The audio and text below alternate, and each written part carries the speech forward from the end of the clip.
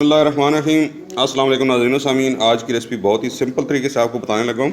हो सकता है आपके बहुत से सवाल हों, लेकिन ये इस तरह से आप यखनी बना लें, जो भी आपको पसंद है, चिकन की, बीफ की हो।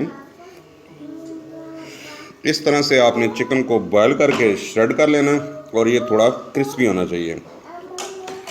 उसके अलावा ये हैं चावल, जिनको आपने तवे के ऊपर हल्की आंच के ऊपर इस तरह से भून लेना है और ये भी बहुत क्रिस्पी हो जाएंगे। ये तीन चीज़ें हैं बेसिक इंग्रेडिएंट्स थाई सूप के। अब हम इसके अंदर शामिल करेंगे, ये अलग अलग से इसलिए रखे हुए हैं ताकि अगर आपने फौरी इस्तेमाल नहीं करना, सूप ज़्यादा देर रखना है, तो फिर ये इनका जायका मज़े का नहीं रहता।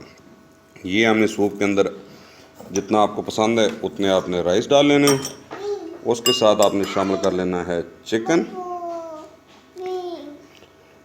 और चिकन के बाद आप 2 से 3 छोटे छोटे पीसेस सब्ज़ मिर्चों के इसमें शामिल कर दें। तो मेरे हिसाब से तो ये परफेक्ट थाई सूप तैयार है। और आपको इसको कलर सुर्ख करना हो तो आप इसके अंदर चिली सॉस ऐड कर दें। Otherwise this is perfect Thai soup ready. आप इसको ज़रूर ट्राई कीजिए, बहुत ही मज़ेदार की और बहुत ही यमी रेसिपी है और बहुत ही आसान है। इस मौसम में एंजॉय करें। नेक्स्ट टाइम मिलते हैं किसी नई रेसिपी के साथ, तब तक के लिए अल्लाह हाफ़िज़। अस्सलाम वालेकुम वरहमतुल्लाह।